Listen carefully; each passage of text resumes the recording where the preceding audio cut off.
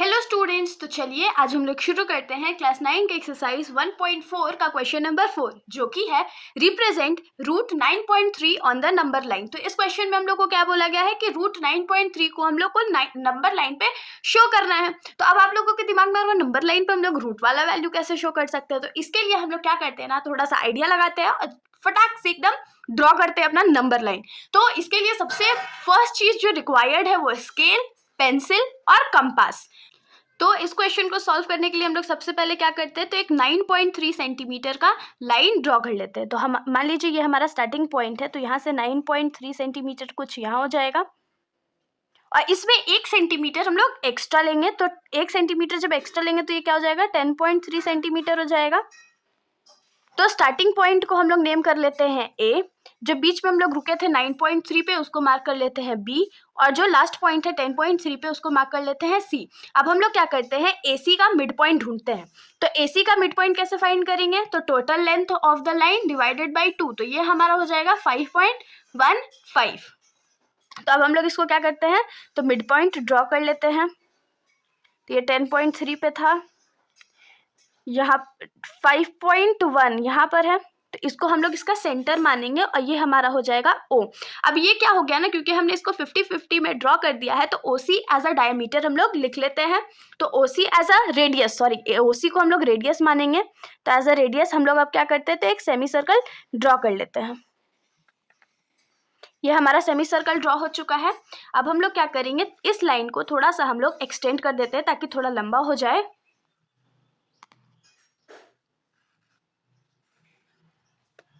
यहाँ तक हमारा जो फिगर है या जो डायग्राम है वो ड्रॉ हो चुका है। अब हम लोग क्या करते हैं, बी पे एक परपेंडिकुलर लाइन ड्रॉ करते हैं। परपेंडिकुलर लाइन मतलब कि जो 90 डिग्री हो। तो आप लोग इसको कंपास से भी 90 डिग्री ड्रॉ कर सकते हैं, वरना आप लोग सिंपली इसको प्रोटेक्टर से भी ड्रॉ कर सकते हैं। तो 90 डिग्री कुछ हमारा यहाँ सीधा लाइन आएगा। तो अब हम लोग दोनों पॉइंट को ज्वाइन कर देते हैं। तो ये हमारा जो लाइन है वो ड्रॉ हो चुका है।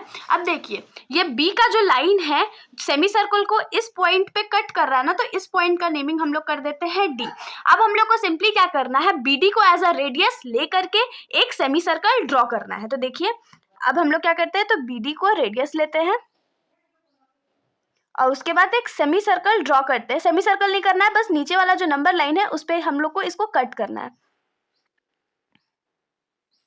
ये हमारा देखिए कट गया है।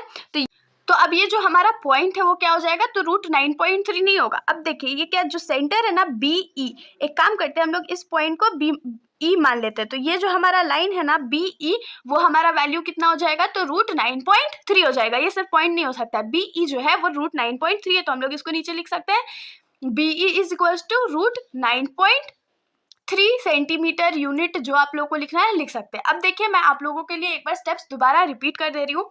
सबसे पहले आप लोगों को क्या करना है, तो एक लाइन ड्रॉ करना है AB, जो कि 9.3 यूनिट का होना चाहिए। फिर 1 यूनिट एक्स्ट्रा ड्रॉ करना है BC, जो 1 यूनिट एक्स्ट्रा हो जाएगा।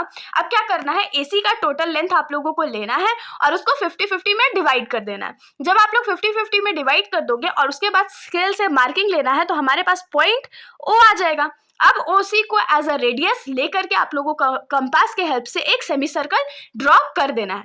आप लोग जब सेमी सर्कल ड्रॉ कर लोगे तो पॉइंट B से D तक एक परपेंडिकुलर लाइन ड्रॉ करना है। परपेंडिकुलर लाइन मतलब 90 डिग्री का लाइन ड्रॉ करना है।